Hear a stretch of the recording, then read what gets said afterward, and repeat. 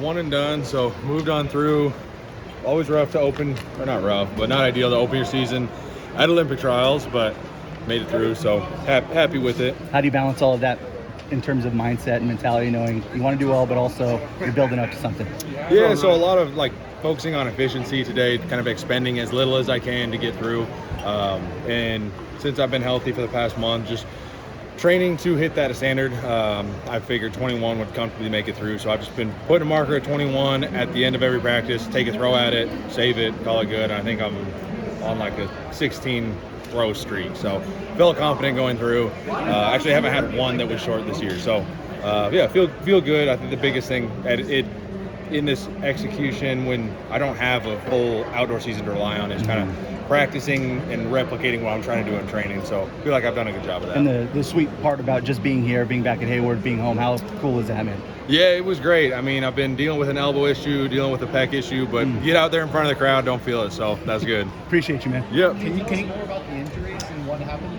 Yeah, so it's been difficult. So I messed up my ulnar nerve at World Indoors.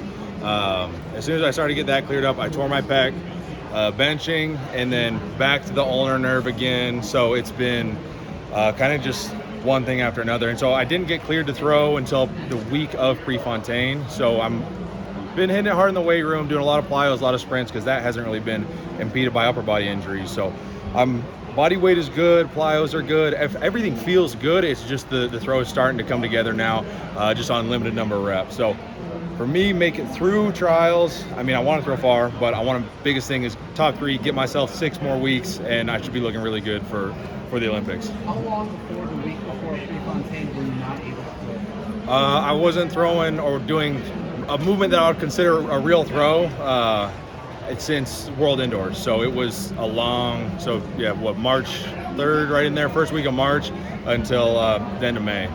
So yeah, it was very frustrating. I mean, you're dealing with like a lot of self-doubt. I mean, elbow stuff for a shot putter can be really difficult because like I would try and throw, wouldn't be able to, and then I had to spend a week rehabbing it to like try and throw again.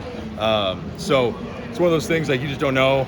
At the back of your mind, you're like, man, at 31, am I ever gonna get past this? Because it's like 1 step forward, 2 steps back. So proud of the way I stayed kind of not positive, but made it so I did what I could. So like I can't throw, okay, I can spend a little more time in the weight room because I'm not exerting myself in the ring. More sprints, more plyos. So I made the most of it. Had to rework a little bit of my technique because like I've always been a big finish guy. Like get to the front of the ring and hammer the shot, and always been a big finisher. That's kind of the American style. So trying to emulate some of the Europeans, like Zane Weir is a prime example of a smaller guy that's more efficient in generating more out of the back. You generate more out the back, you have less force at the front. So trying to kind of rework my technique a little bit. So hopefully in the long run it'll be productive, because if I can combine my classic big hammer finish with a more efficient kind of technical out of the back, hopefully add some more distance. Why did you decide to pull out of Prefontaine then? I took my first throws that Wednesday, the week of Prefontaine. So it was like, I did a training day and it was okay, but then it's like, man, I threw, and then the next day I was like, man, I threw all right. Like I can do Prefontaine. That day I was like, I can do Prefontaine in 3 days. And then the next day I woke up and I was like, yeah, the elbows, I can't straighten my arm. So I felt like it was the right call, because that would have been like the 3rd time re-aggravating that nerve impingement. So when you saw, or if you saw Joe throw that 23 meter, I mean, what kind of went through your mind?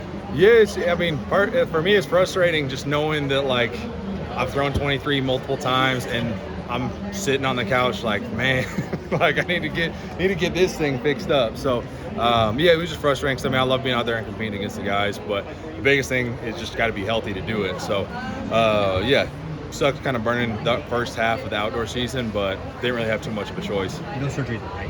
No, so I did have an operation, a hydrodissection. So they go in with saline and anesthetic and go under the nerve and try and clean up and lift that nerve out of the ulnar groove. So your ulnar groove goes through the elbow, so they go underneath it and try and lift it just with salt water, and it's super uncomfortable.